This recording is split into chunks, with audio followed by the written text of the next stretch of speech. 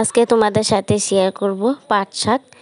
তো এই পাট শাক যদি তোমাদের ভাতের থালায় থাকে তাহলে মাছ মাংসর প্রয়োজন পড়বে না, এতটা মজার হয় এই শাকটা।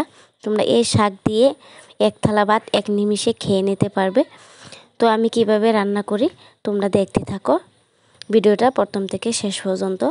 শাক করার জন্য এখানে আমি অনেকগুলো পাট শাক নিয়ে নিছি, তো একেবারে কষি। তো এখন এগুলোকে আমি বেছে নিব। তো ভালো লাগলে অবশ্যই লাইক কমেন্ট শেয়ার করতে ভুলবে না। আর তোমাদের কাছে অনুরোধ রইল, যারা আমার নতুন ভিডিও দেখছো আমার চ্যানেলটা অবশ্যই সাবস্ক্রাইব করে পাশে থাকবে। তো আমি দেখো এইভাবেই সবগুলো শাক আমি বেছে নিব। তো এইভাবে আমি বেছে নিয়েছি শাকগুলো। তো দেখো আমি শাকগুলো একেবারে বেছে নিয়েছি। তো এখন এগুলোকে ভালোভাবে 2-3 বার জল দিয়ে এগুলোকে ধুয়ে নিব আমি সুন্দরভাবে। তো দেখো আমি ধুয়ে নিয়েছি, ধুয়ে আমি একটা প্যানে শাকটা উঠিয়ে নিয়েছি। তো এখন সবগুলোকে আমি ভালোভাবে এটাকে সিদ্ধ করব। তো এই জন্য আমি অল্প লবণ দিয়ে দিব এখানে শাকের মধ্যে। তো দিয়ে আমি গ্যাসটা অন করে আমি এটা বসিয়ে দেব।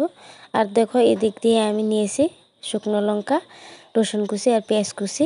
এই শাক করার জন্য রসুন কুচিটা অবশ্যই বেশি করে দিবি, তাহলে খেতে ভালো লাগবে।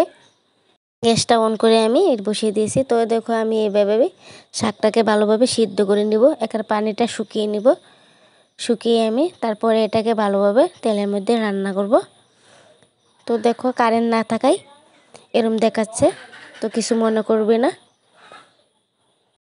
তো দেখো পানি যেন উঠে আসছে, এই পানিটা আমি এখন ফেলে দিব।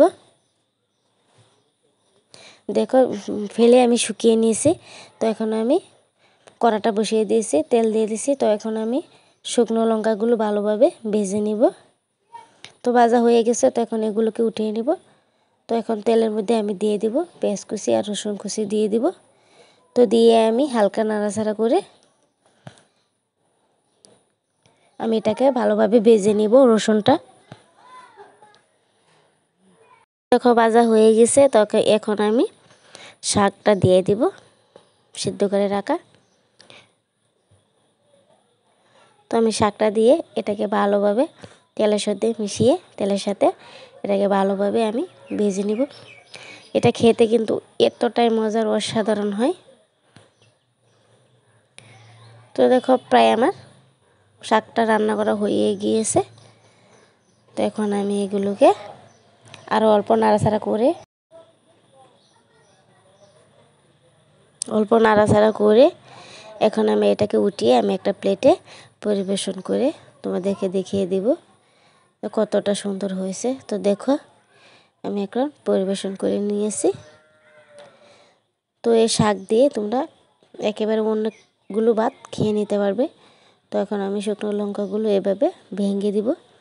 তো একবার হলো বাসায় বানিয়ে দেখবে, সুস্থ থাকবে, ভালো থাকবে, পরবর্তী ভিডিওর জন্য অপেক্ষা করবে। আল্লাহ হাফিজ।